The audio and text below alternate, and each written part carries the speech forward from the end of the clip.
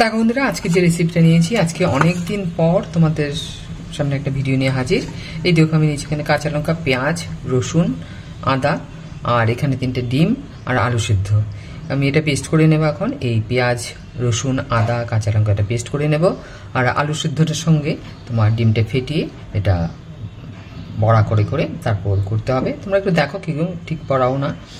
আর তার মধ্যে রয়ে গেছে তোমাদের টেস্ট অনুযায়ী তোমরা দেবে নুন, সর্ষের তেল, হলুদ। আর যদি যারা লাল লঙ্কা পছন্দ করো তারা লাল লঙ্কা দিতে পারো। আমি দেখো দিই না, এটা তোমরা দেখো খুব কমই আমি ইউজ করি। আর দেবো আমি একটু তোমার এলাচ গুঁড়ো, দারচিনি গুঁড়ো, এটা নামাবার আগে, আর একটু মিট মশলা। এই হচ্ছে আমার ইনগ্রেডিয়েন্টস। তারপর রান্নাটা করছি। দেখো বন্ধুরা, এই যে আমি ডিমটা একটু ফেটিয়ে নিলাম, আর এখানে আলু সিদ্ধটা, এখন এই আলু সিদ্ধ আর ডিমটা মিক্সড করে নেব। করে দেখো আমি কি করে করছি। এই দেখো দেখাচ্ছি আমি। এই দেখো ডিমটা দেখো, এই যে আলু আর ডিম মিক্সড করে নিয়েছি। এখন কড়াইতে তেল দিয়ে আমি এটা দিয়ে দিচ্ছি। দেখো হালকা তেলেই করবো, বেশি খুব একটা করবো না, গরম খুব গরম। দেখো কড়াইতে তেল দিয়ে দিলাম। আর এই দেখো মশলাও তোমার হয়ে গেছে। এখানে আদা, পেঁয়াজ, কাঁচা লঙ্কা, রসুন, আর এখানে একটু জিরে গুঁড়ো দেবো। আমি এখনই দিয়ে দিচ্ছি, এটার মধ্যে দিয়ে দিচ্ছি। এই দেখো এখানে আমি দিয়ে দিচ্ছি এটার মধ্যেই, এই যে একটু জিরে গুঁড়ো দিয়ে দিলাম। আর দিয়ে দিলাম একটু তোমার মিট মশলা। এই দেখো এই প্যাকেটটা, হ্যাঁ, এই যে সানরাইজের মিট মশলা দিলে একটু সেন্টটা ভালো হয়। এই যে এই সামান্য একটু নিলাম। তারপর এটাও দিয়ে দিলাম তোমার এটার ভেতরে। তাহলে হয়ে গেল। এটা মিক্সড করে দিয়ে দেবো। আর এরপর তো তোমরা দেখবেই কিভাবে কি করছি না করছি। তেলটা ভালো করে তাতলে তারপরেই আমি দেবো। দেখো বন্ধুরা, তেল একদম তেতে গেছে, এই যে একদম তাতা তেল। তার মধ্যে আমি দিয়ে দিচ্ছি তোমার এই যে ডিম আর আলুর যে মিশ্রণটা, এটা দিয়ে দিচ্ছি। তারপর এটা তুমি হাঁসের ডিম দিয়েও করতে পারো, হাঁসের ডিম দিয়ে করলে ভালো হয়। আরেকদিন তোমাদের আমি হাঁসের ডিমে করে দেখাবো। দেখো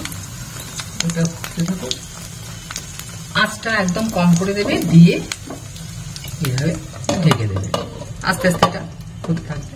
খুব অল্প আঁচ করে তোমরা দিয়ে রাখবে, অনেক টাইম নেবে এটা। এই যে এখনো কিন্তু হয়নি। এই দেখো এই সাইডটা হয়ে গেছে, কিন্তু এই জায়গাটা এখনো হয়নি। হাঁসের ডিম দিয়ে করলে খুবই ভালো লাগে খেতে। দেখো বন্ধুরা, এই দেখো কিভাবে ফুলে ফুলে উঠেছে, একদম সুন্দর হয়ে গেছে। এখন উল্টে দিচ্ছি। উল্টে দিলে হয়তো একটু ভালো হবে, দেখি উল্টানো যায় কিনা। কারণ এই দেখো একদম কেকের মতো হয়ে গেছে। যাই হোক, এখন আমি একটু উল্টে দিচ্ছি এটাকে।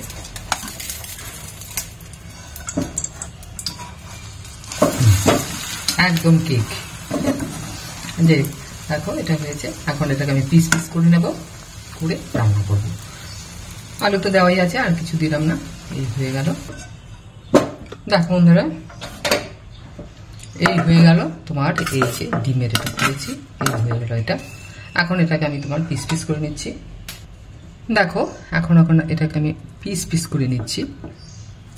একদম কেকের মতো হয়ে গেছে। দেখো একটুও কাঁচা নেই, কাঁচা তো থাকবেই না, কারণ অনেকক্ষণ এটা ঢাকা ছিল। এই দেখো বন্ধুরা, এই হচ্ছে পজিশন। এখন আমি রান্না করছি। হয়ে গেছে এটা, দেখো একদম মানে কি বলবো, কেকের মতোই হয়ে গেছে। এই যে এই দেখো, এখন আমি কড়াইতে তেল দিচ্ছি। গ্যাসটা আবার ধরে গেছে।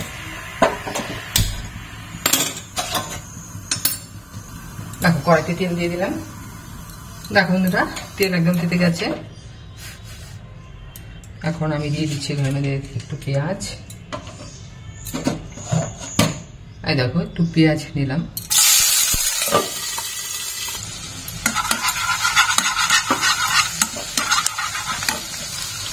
দেখো বন্ধুরা, পেঁয়াজটা যখন একটু লাল লাল হয়ে যাবে, এই যে লাল লাল হয়ে গেলে মানে তোমার গন্ধটা ভালো।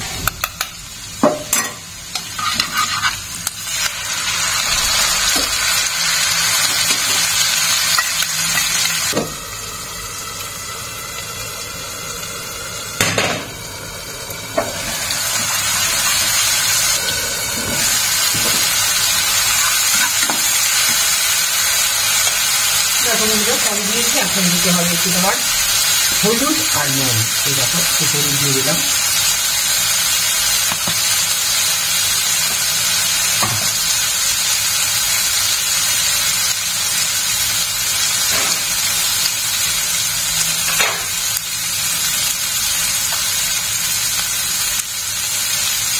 আর এই দেখো একটু নুন দিয়ে দিলাম। নুনটা তোমাদের স্বাদ অনুযায়ী দেবে। দেখুন ধরো এই যে জলটা, এটা কিন্তু যে আলু মানে তোমার গরম জল, একটু আলু সিদ্ধ করার যে জলটা সেটাই দিয়ে দিয়েছি। এই যে মশলা আছে, দেখুন ধরো এই নিলাম একটু এলাচ গুঁড়ো দিয়ে দিলাম, আর দিব তোমার একটু দারচিনি গুঁড়ো। আচ্ছা, এলাচ দারচিনি ছাড়া আসলে এইসব ডিম টেমগুলো একদম ভালো হয় না।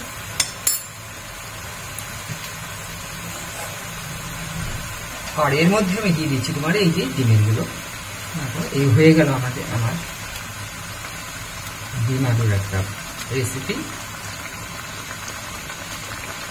খেতে খুবই ভালো লাগে, তবে একটাই যা যে এই যে ঝোলটা দিয়েছি, ঝোলটা কিন্তু থাকবে না, একদম শুকিয়ে যাবে। নুনটা ঠিক আছে নাকি? একদম ঠিকঠাক। তোমার এই হয়ে গেল ডিম আলুর একটা রেসিপি। ভিডিওটা ভালো লাগলে একটু লাইক করে শেয়ার করো। দেখো বন্ধুরা, এই হয়ে গেল আমাদের ডিম আলুর একটা রেসিপি। যদি ভিডিওটা ভালো লাগে একটু লাইক করে শেয়ার করো। আর